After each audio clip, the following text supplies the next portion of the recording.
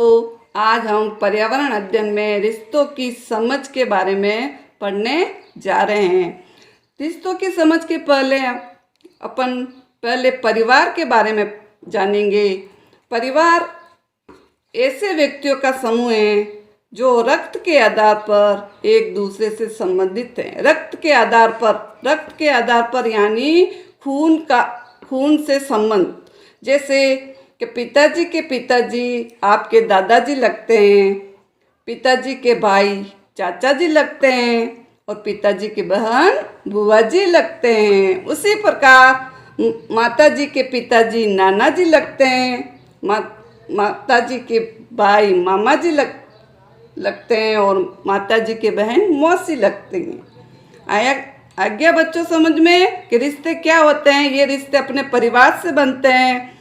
परिवार एक सामाजिक इकाई है। परिवार पति और पत्नी और बच्चों से मिलकर बना है। आप भी परिवार में रहते हैं, हम भी परिवार में रहते हैं। परिवार एक सामाजिक इकाई है और इनके बच्चे चचेरे भाई बहन लगते हैं। अब परिवार कितने प्रकार के होते हैं? परिवार 2 प्रकार के होते हैं। पहला एकल परिवार, दूसरा संयुक्त परिवार। एकल परिवार को हम छोटा परिवार भी कह सकते हैं और इसमें कम सदस्य होते हैं। एकल परिवार किसे कहते हैं बच्चों? एकल परिवार ऐसा परिवार जिसमें माता पिता और उनके बच्चे एक ही छत के एक ही परिवार में रहते हैं, उसे एकल परिवार कहते हैं। दूसरा परिवार है संयुक्त परिवार। संयुक्त परिवार में दादा दादी, ताऊ ताई, चाचा चाची और माता पिता और सब बच्चे एक ही परिवार में रहते हैं, उसे संयुक्त परिवार कहते हैं। संयुक्त परिवार यानी बड़ा परिवार, इसमें अधिक सदस्य होते हैं। हाँ बच्चों, आप जानते हैं कि गांव में अधिकांश परिवार संयुक्त रूप से होते हैं। आप भी जानते हो आपके आसपास में कोई एकल परिवार होता है, कोई संयुक्त परिवार होता है। एकल परिवार में माता पिता और बच्चे होते हैं और संयुक्त परिवार में दादा दादी। आपके परिवार में भी दादा दादी चाचा चाची होते हैं।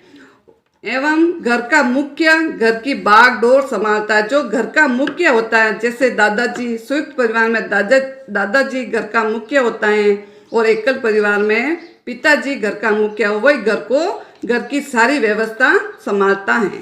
संयुक्त परिवार में रहने के कारण बच्चे पारिवारिक रिश्ते को जानते हैं। जैसे कि अपन ऊपर पहले रिश्ते के जान लिया है, जैसे दादा दादी, चाचा चाची, ताऊ ताई और भैया दीदी आदि। दादा दादी एवं बड़ों से बच्चों को अच्छे संस्कार सीखने को मिलते हैं, जैसे कि प्रेरणादायक बातें, अनुशासन में रहने, छोटे और बड़ों का आदर करना, साथ में सभी सदस्य का निर्णय ले सकते हैं, साथ में बैठकर खाना खा सकते हैं, साथ में बैठकर समस्याओं का समाधान करते हैं। इससे संयुक्त परिवार में हम मिलजुल कर रहते हैं।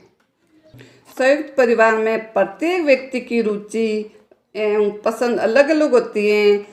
किसी की रुचि खेलना, कूदना, पढ़ना, लिखना, अखबार पढ़ना, चित्र बनाना, खाना बनाना, ये अलग अलग रुचि होती हैं। और पसंद आप भी जानते हो, आपकी पसंद के अनुसार खाना बनते हैं। अलग अलग पसंद फरमाइश होती हैं कि मम्मी ये बनाओ, मेरे लिए ये बनाओ। आपकी पसंद की चॉइस के अनुसार खाना बनता है। संयुक्त परिवार में व्यक्ति अपनी विशेषता के आधार पर कार्य कर घर में आर्थिक सहयोग भी करते हैं। जैसे आपके घर में माताजी, पिताजी, दादाजी अलग अलग कोई दुकान चलाते हैं, कोई स्कूल पढ़ाने जाते हैं और अलग अलग तरीके से आर्थिक सहयोग करते हैं, जिससे घर का खर्चा चलता है। एक एवं संयुक्त परिवार में सदस्यों की भूमिका अलग अलग होती है। जैसे पिताजी नौकरी भी करते हैं और घर के राशन भी लाते हैं और सामान भी लाते हैं। जैसे माता माता जी खाना भी बनाती हैं, घर की साफ सफाई रखते हैं, आपको भी गृह कार्य करवाती हैं और दीदी भी घर में माता जी की सहायता करती हैं। अलग अलग कारणों से परिवार एकल एवं संयुक्त होते हैं।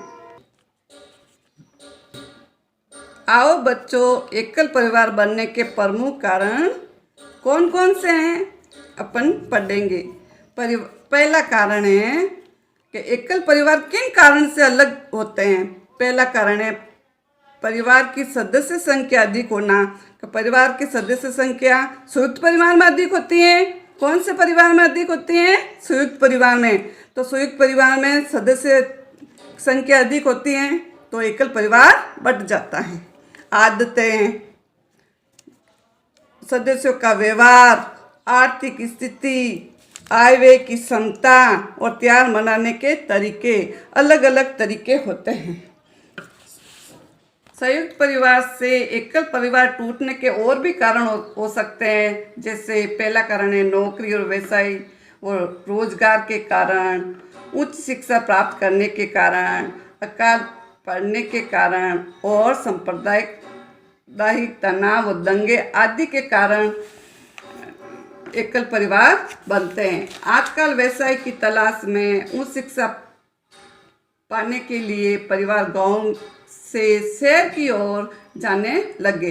शहर में छोटे छोटे मकान होते हैं जो संयुक्त परिवार टूटकर एकल परिवार बनने का एक प्रमुख कारण है। बच्चे, एकल परिवार बनने के और भी कारण है। अध्ययन करने हेतु अपन को बाहर जाना पड़ता है तो अपन को माता पिता जी के साथ जाना पड़ता है।